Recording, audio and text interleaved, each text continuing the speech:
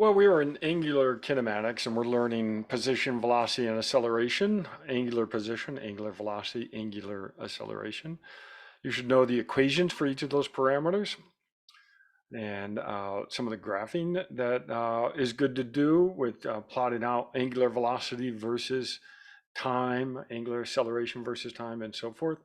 And we'll draw from our linear kinematic knowledge and use that for angular kinematic knowledge. And the main difference between linear and angular is really quantifying angular position. And that can be a little tricky at times, and you have some choices to make when you actually do angular position. But what I want to do in this presentation is talk a little bit about the application of angular kinematics. And because I don't want to lose sight that we're learning something that's useful when we're looking at human performance. So fortunately, I've had the benefit of going in and watching some Cirque du Soleil practices, and here's one of the practices and one of the acts that they use quite a bit in one of the shows, Cirque du Soleil. And clearly there's angular kinematics in terms of quantifying how fast this person's rotation is going in one axis as well as other axes when, in this case, he starts to twist as well. So he did a half twist there. There's angular kinematics and even on this swing, the Russian swing, in terms of how fast it's rotating, this part right here. How fast is it rotating? How much does it rotate back and forth? Is an interesting application of angular kinematics. Obviously, there's linear kinematics in here too. We'd like to know how fast the person's hitting the water. What's the velocity of impact, the linear velocity as well. All right, so there's some neat angular kinematics in terms of describing the movement, and there's a lot of purpose, a lot of good in the purpose of describing movements, because then you're starting to identify qualities of good technique and qualities of bad technique when errors in performance actually happen. There's just another part of the same practice session. Lots of angular kinematics here. We have two people connected to each other and two pairs of people on opposite sides of what eventually would be a boat in the show. And it's really interesting to try to figure out the angular velocity, and then that actually starts to get us into some of the linear forces that that pull in this line of the people. And that would be centripetal and centrifugal forces. And that is related to how fast they're swinging back and forth. And so, again, really neat to be able to describe this type of movement by looking at the angular kinematics of this person as well as this person, and they are joined at the hands and how that interaction actually happens. So when when she's in this position, how fast is their rotation happening here, and how does that relate to the forces on the holder here? And that's going to come back to trying to understand how to minimize the risk of injury. And shoulder injuries are actually quite common, believe it or not, in this type of maneuver. But how do you train someone? How do you prevent injuries? How do you make them strong enough to be able to withstand the angular accelerations that happen during this type of maneuver? So we could quantify those angular kinematics and then take them back to the strength and conditioning room and try to mimic them in some type of exercise. And then ultimately, these people fly back and forth and catch each other and do all sorts of maneuvers in the air. So really pretty neat. So lots of neat angular kinematics in circus acts like this. Another place that we use angular kinematics is looking at cycling. So cycling on the road, you actually do take your bike and you sway back and forth side to side, sometimes subtly and sometimes quite a bit. Sometimes it changes based upon how you're biking, whether you're sprinting or whether you're climbing a hill or what have you. But we've been working on trying to quantify some of that sway, and we think it's related to expertise of cycling. What's interesting is there's a ton of research on cycling, cycling power, cycling VO2, cycling muscle activity, all sorts of research on that, cycling physiology. The interesting aspect of that research is a lot of it is based on laboratory work where your bike is fixed and not allowed to sway. But we've got a hold of a platform that does allow for an indoor bike that's usually fixed to the ground that allows some sway. So here you can see this sway back and forth. So in essence, someone would be biking and they would be allowed to rotate back and forth. So one of our doc students, Alina Swafford, is actually doing her dissertation on the influence of this sway or the potential to sway on things like muscle or on physiology like VO2 or muscle activity or just the ability to generate power. And so she's having people ride with this rocker board blocked and not allowing sway, and then having them ride on this bike and allowing sway. And along the way, we're actually going to quantify this angular motion of this board and then be able to describe a magnitude of sway based upon change in angular position. So we have a rotary switch that's connected to this board that sends electrical information back to the computer where we can actually get angular position of this board and therefore quantify sway. So we'll take that information and push it back out to how to use indoor cycling and how do you mimic outdoor cycling when you're riding indoors. Another area that I've used angular kinematics for is looking at running in general, but even more so running in special environments. And I do a lot of work in what I call body weight support running. And there's two categories of body weight support illustrated here. One is body weight support while running in the water, where you're suspended, you're actually not touching the bottom of the pool here and your head's above water, and the buoyancy force lifts you up. We'll do buoyancy force later in the semester, but it lifts you up while you're suspended in the water here, and you don't have any contact with the ground. And then there's this other type of treadmill. We've worked with Ultra G. We're now working with Boost company. These are manufacturers of these lower body positive pressure treadmills. And what that means, the lower body positive pressure, is this runner is inserted in this bag that surrounds the treadmill. And then this bag blows up with air. And that air pressure builds up that ultimately push upwards on this person. And so we can set the air pressure to have the person run at 90% their body weight or 80% their body weight, or even all the way down to 20% their body weight.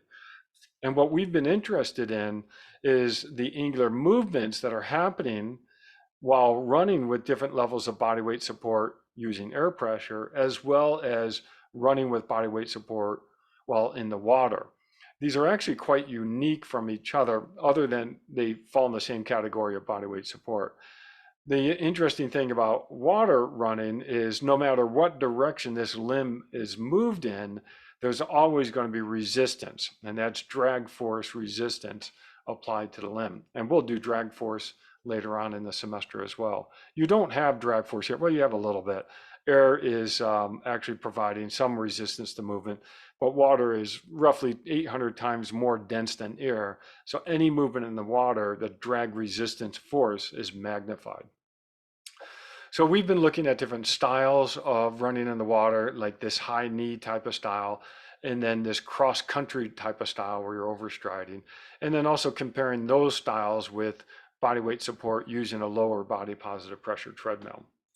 Now, who uses deep water running?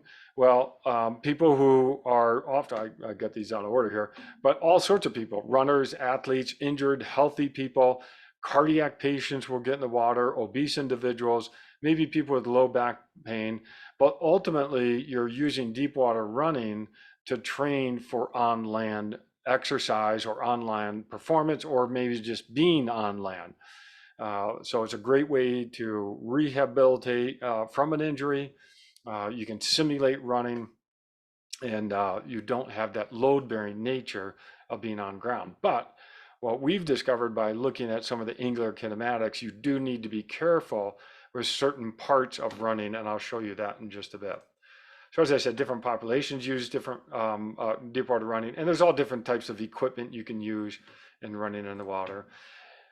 And I'll just say this slide illustrates a lot of the research that's been done in looking at using deep water running as a training modality for people. And overall, the majority, the blue arrows, really show that running in the water has yielded either no change in fitness or an improvement of fitness when you test on land. And so there's really some neat carryover, some crossover training stimulus using running in the water to on-land performance. Frankly, we don't ever want to train someone to be the world's best deep water runner. We want to use running in the water to magnify what they can do on land. But it's not always the case that there's an improvement or even a maintenance, and there are some reductions in fitness when running in the water. So we've actually been setting out over probably about a 20, 25-year span to try to understand where is this cross-training stimulus and what do you need to do to actually be successful with using running in the water. Actually, I started out this work back in the early 90s. This is actually published in 98, but I did this work in the mid 90s. And I looked at the physiology of running in the water versus running on land. So here's heart rate and here's VO2. And the red are treadmill running data, and the blue are running in the water. And I've got men data and women data here. And in essence, what I was looking at here was that the relationship between heart rate and VO2 was pretty much the same regardless of if you were in the water or if you were on land. The difference being that you're able to get to a higher VO2 max on land versus water, regardless if you're male or female. So higher VO2, lower VO2 in the water, higher VO2 on land, higher VO2 on land, lower VO2 in the water. And same thing with heart rate. You're able to get a higher heart rate on land versus in the water. So in some sense, the physiology is similar in the water and on land, but you're limited in your physiology, your maximum values when you're in the water versus on land. So at that point, I actually switched gears and I wanted to look at how active muscles were when running in the water versus running on land. So back in the 90s, there was no waterproof electromyography, which is the tool we use to measure muscle activity. And so I actually had to try a number of different ways to waterproof EMG in the water. Measuring electrical stuff in the water is not necessarily very easy. Ultimately, for some of the early work I did, I put people in a dry suit because I tried all sorts of waterproofing techniques, and in essence, they all ultimately failed. They would leak in some way, shape, or form, and once water would get in where my sensors are, the sensors would get ruined, and then I'd be out some sensors and have to replace them, et cetera. It was a real pain in the neck. But ultimately, I put people in a dry suit, and in a dry suit, if you're a scuba diver, you know that you stay dry inside this dry suit. The problem is that it's bulky. You get in the water, and it actually does add some additional movement resistance. And so, but this was a good way to start to look at muscle activity, looking at the electrical signal for muscles. Now we use a waterproof EMG system, which is much easier than what I originally did. Well, what we would also do is we would put an electrogoniometer on the knee because we're very interested in the movements at the knee while running in the water and how that compares to running on land. And so what I have here are some data from different muscles. So these are all electromyography data or muscle activity data, the rectus femoris, biceps femoris, tibialis anterior, and gastrocnemius. And then down here, I have my angular kinematics, my knee angle. And this is for running in the water. And you can see that there's these periods of this oscillation of the knee flexing and extending, flexing and extending, and flexing and extending. And so that was a really great way to start identifying a cycle in running in the water. And so I would be able to identify that peak, in this case, flexion angle Okay, the way I set up my, peak extension angle, the way I set up my Elgon, and then I would be able to extract the EMG data, the muscle activity data for a stride, a cycle, if you will. And I would identify all these and pull them out. But the interesting part here of these data sets, and we sort of stumbled on this, is here's the zero line. And anywhere where that knee angle goes above that zero line means that it was hyperextending. Now, if we just look up here at the biceps femoris, the hamstring muscle, when the knee was hyperextending, the biceps femoris was very quiet. Well, what's interesting is we went back and actually lined this up with some video we had, and what's happening at this point and of the running in the water stride is the leg is all the way out front. It's like this right here, okay? And now the hamstring is very quiet, and we know from our length tension relationship, this hamstring is much longer here because of the hip flexion that's happening. And so the ability to generate force is really reduced by the hamstrings. And so as the leg is pulled backwards, there's very little control of the tibia. And in essence, the tibia was lagging behind the thigh, and we would have hyperextension. And so what we were able to identify is if anyone's doing cross-country exercise and they have any knee pains, they got to stop this style of running in the water and use the high knee style. And likewise, I actually promoted the idea that to anyone who was going in to use deep water running for any knee pains, I told them flat out, don't use cross-country style. Even though you may feel like this is more like running, you're actually putting your knee in a hyperextended position, which could actually do more damage than actually rehabilitate an injury. So that was sort of a neat sort of ooh-ah type of discovery that we stumbled on.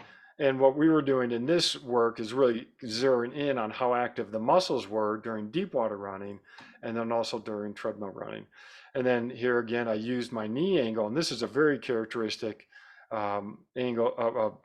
angle versus time profile for the knee during running.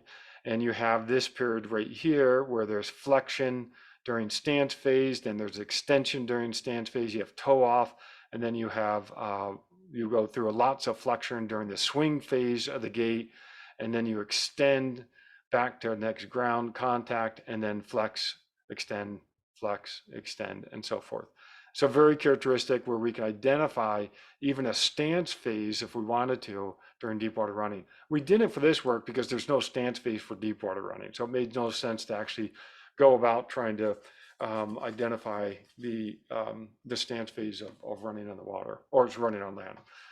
At that point, once we had those techniques down, we were able to then do a number of different experiments where we matched the rating of perceived exertion that someone would rate in the water versus on land. Then we would match the stride frequency used while running in the water versus running on land, use the same stride frequency. And then we matched the physiological responses like heart rate, how fast your heart was beating in the water versus on land. And we did multiple experiments on this to try to understand what was happening kinematically, but then also what was happening with the muscles. At the end of the day, I'm not going to go through the details on this, but what was some of the take-home messages that we were able to identify, these are the different series of experiments, is the same heart rate is needed in deep water running to match the muscle activity in treadmill running. So remember, going all the way back up here, as long as we use the same heart rate in deep water running and treadmill running, we were getting, in essence, the same amount of muscle activity as you went along. The trick is that to get the same heart rate, you actually have to have a higher RPE, rating of perceived exertion, during deep water running. So you had to try harder in the water just to get the same muscle activity pattern or something that was similar to what we saw on land. And then the patterns of muscle coordination started to look more like the treadmill running when deep water running intensity actually increased. So if we go all the way back up here to these training studies, what we were able to start identifying is the studies that used lower intensities of exercise in deep water running were not successful in eliciting a training response. The other studies that used high intensity intervals, short bursts of effort, those were the studies that tended to be more successful in using deep water running as a training stimulus for on land running.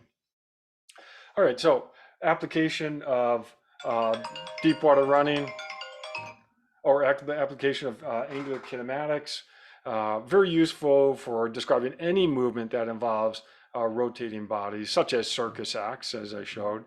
But for our purposes, it was very useful for looking at the knee movements, the angular position. We didn't do angular velocity or acceleration. We really zeroed in on angular position during deep water running and treadmill running. And then that allowed us to actually extract data from our muscle activity instrument to look at how active muscles were during a stride. Okay, I hope that's helpful to see the link between what we're learning with angular position, velocity, and acceleration, and some research and some other application with trying to train someone, trying to understand mechanisms of injury. Okay, thank you.